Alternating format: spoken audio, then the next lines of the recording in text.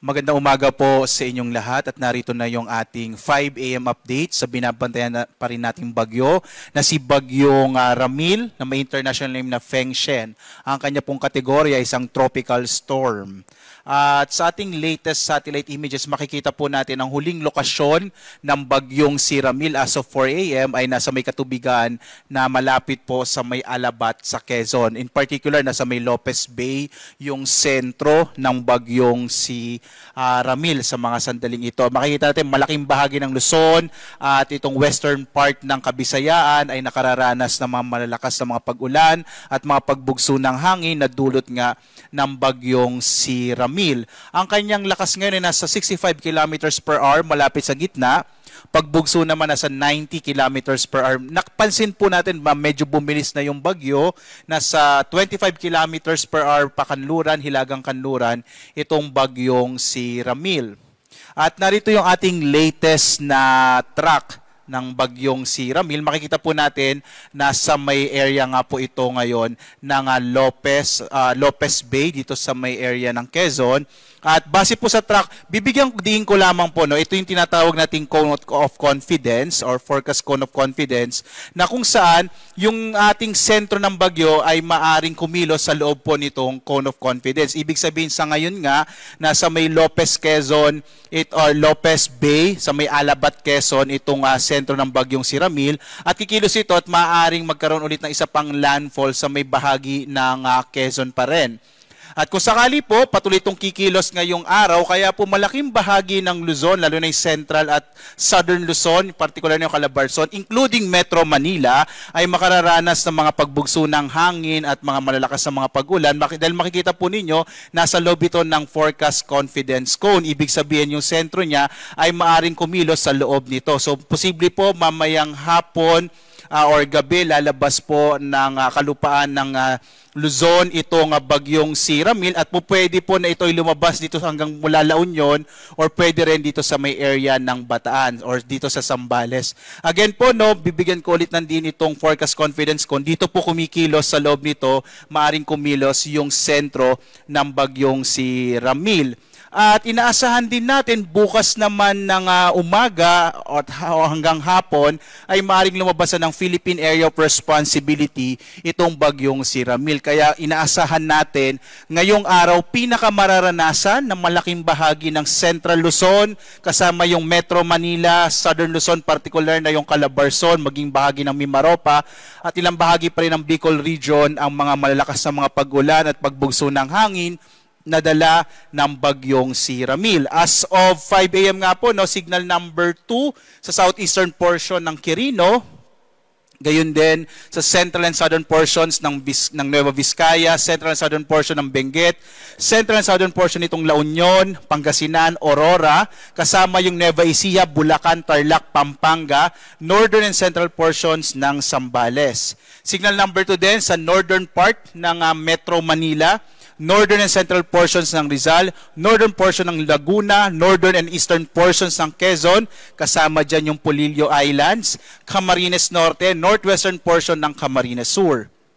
Signal number 1 naman sa Cagayan, kasama itong Babuyan Islands, Isabela, nalalabing bahagi ng Quirino at ng Nueva Vizcaya, gayon din ang mga lalawigan ng Apayao, Abra, Kalinga, Mountain Province, Ifugao, nalalabing bahagi ng Benguet, Ilocos Norte, Ilocos Sur, nalalabing bahagi ng La Union at ng Zambales. Gayon din dyan sa amin sa Bataan.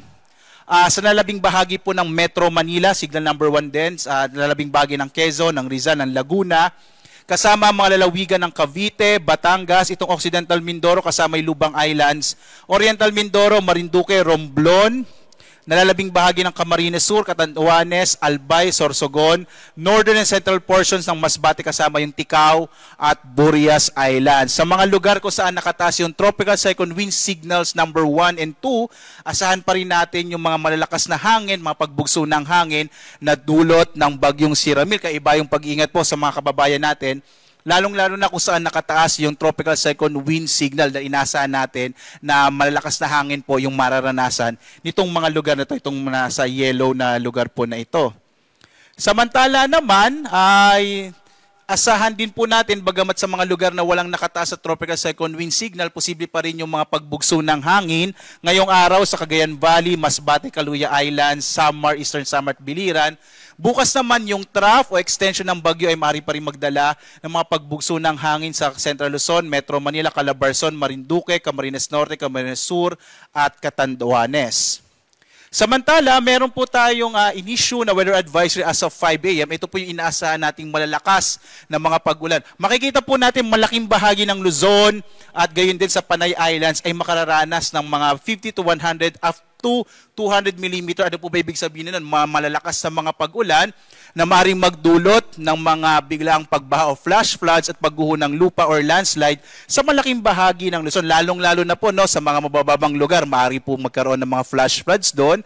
Habang doon sa mga matatarik na lugar, sa mga kabundukan, posible naman yung landslides. Muli, iba yung pag-iingat po. Ngayong araw natin pinakamararanasan sa malaking bahagi ng Luzon ang epekto ng bagyong Ramil. Sa nalabing bahagi ng ating bansa, inaasahan po natin sa nalabing bahagi ng Kabisayan ngayong araw, ay maulap na kalangitan ng may makalat-kalat na mga pag-ulan, pagkilat, pagkulog ang maranasan. Sa Mindanao po, na-expect naman natin mga isolated rain showers and thunderstorms sa hapon hanggang sa gabi. Bukas, araw ng Lunes, ay naasahan po natin sa paglayo po or posible po kasi lalabas na yung bagyong si Ramil.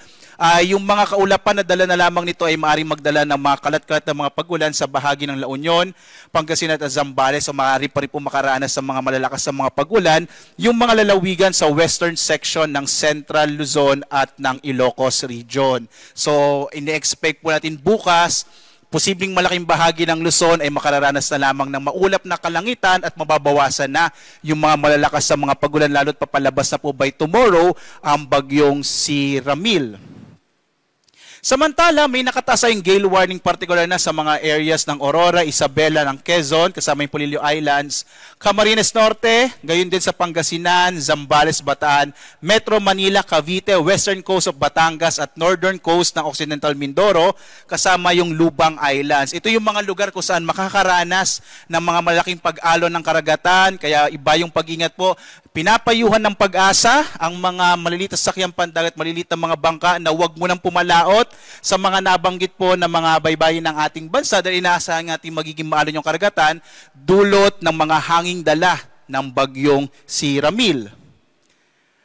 Naglabas din po tayo ng storm surge warning. Ibig sabihin nito, ito naman yung malalaking pag-alon ng karagatan na humahampas po sa dalampasigan ng ating mga baybay dagat ng Aurora, Camarines Norte, Camarines Sur, Catanduanes, Ilocos Norte, Ilocos Sur, Isabela, La Union, Marinduque, Pangasinan, Quezon, Zambales. So sa mga coastal areas po ng mga nabanggit na mga lalawigan, asahan po ang 1 hanggang 2 metrong taas ng storm surge. Ito po yung mga malalaking pag-alon na dulot ng bagyo habang lumalapit sa kalupaan ng mga nabanggit na mga lalawigan.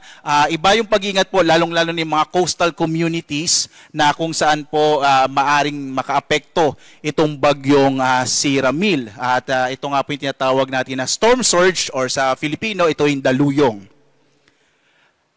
At patuloy po tayong magbibigay ng update. Ang susunod po nating update ay mamayang alas 8 ng umaga. Gusto ko lang po ulit bigyan ng diin. Ngayong araw po, pinakamararanasan yung mga pagbugso ng hangin at mga pag-ulan, lalong-lalo na sa Central Luzon, kasama yung Metro Manila at Calabarzon, gayon ilang bahagi ng Mimaropa at Bicol Region, dulot ng bagyong Ramil. Kaya mag-ingat po kayo mga kababayan, hanggat maaari po, sumunod po tayo sa mga payo ng ating mga local government units para makaiwas po tayo sa anumang panganib na dulot ng bagyong si Ramil.